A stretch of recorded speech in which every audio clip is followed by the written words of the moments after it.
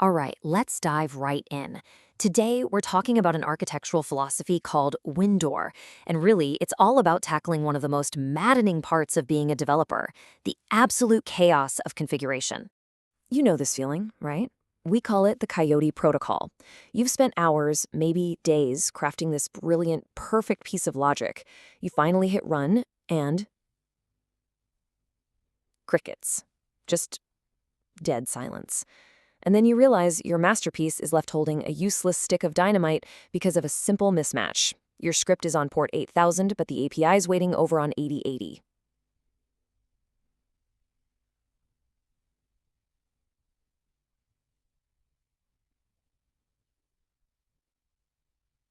Well, it's exactly that kind of builder's chaos that forces us to find a better way. And in this story, a new plan emerges. And it's driven by two very human, very relatable forces. Envy, that desire for our project to really get its unique environment. And curiosity, that need to see the whole map before we lay a single brick. Now, we all start with the same tool, the good old .env file. It's our little lockbox for secrets, right? API keys, passwords, all the stuff you absolutely cannot let leak out into the world. It's just standard procedure. But what if we took that idea of envy and created .envy? And nope, that is not a typo. It's about capturing the envy other projects feel for one that truly understands its own home. Think of this file as a kind of digital sense of touch. It lets your project feel the unique texture of the machine it lives on. It knows exactly where Python is, where to save its data, all the local specifics. So then there's our second force, curiosity, and that gives us .plan.cs. This CS here stands for construction scaffolding. This file answers our curiosity about the project structure before we start building. And look, this isn't some backup plan. It is the primary architectural roadmap. It's like having X-ray vision to see the project's entire skeleton. All the guesswork, gone.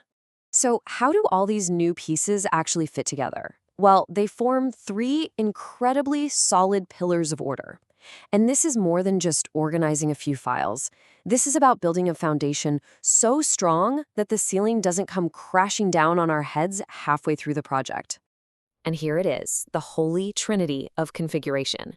You've got settings YAML, which is the heart, a single source of truth for all the project's logic. Then you have .env, our sense of touch, which feels out the specific machine it's on. And finally, .plan.cs gives us that X-ray vision, the structural map. See? Each one has a very clear, distinct job. No overlap, no confusion. And what this means is that three of our biggest, most common headaches are just solved. That scattered truth problem, gone, unified in one settings file. The mystery of the local machine's context, handled by .env. And that structural chaos that dooms so many projects, prevented thanks to the .plan.cs map. It's a surprisingly complete solution. Okay, so that all sounds pretty great in theory. But what does this actually look like day to day? How does it really change the way we work? Let's walk through a few practical scenarios. This is where you really see how elegant this system is. So let's say you want to swap out an AI model. Well, that's project logic, so you edit settings.yaml. What if you move the database to a new hard drive? That's a physical change to your machine, so that goes in .environment. Defining a new way to handle error reports. That's structural, part of the project's map, so it goes in .plan.cs. And a secret API key? That, my friend, still goes right where it belongs, in the classic .env file. It's just so clear.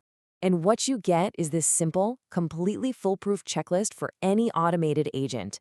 Step 1, read .env to understand the physical world. Step 2, read settings.yaml to understand the project's logic. Step 3, read .plan.cs to get the architectural map. No more confusion, the coyote is finally tamed.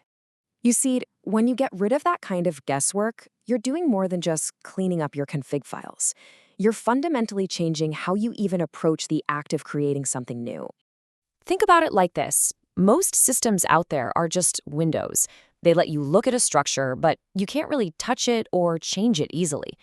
WindoorO is different. It's a door. It's an invitation to walk right through into a workspace that's already stable, predictable, and totally understood from the get-go. And the full power of this really comes alive with automation. I mean, imagine, with a single command, prime setup.sh, you can just poof, materialize this entire three-pillar structure out of thin air. Your entire project world is instantly created, perfectly configured, and ready for you to start the real work. And that, right there, is the ultimate payoff. When you can offload all the mental weight of setup, environment checks, and structural planning onto a system like this, you, the developer, are freed. You can finally focus 100% of your energy on what actually matters: pure creation and solving fascinating problems. So, the architecture is built. The door is right there in front of you, a clear path out of the chaos and into a new reality of work. The only question left is, are you going to pull the handle?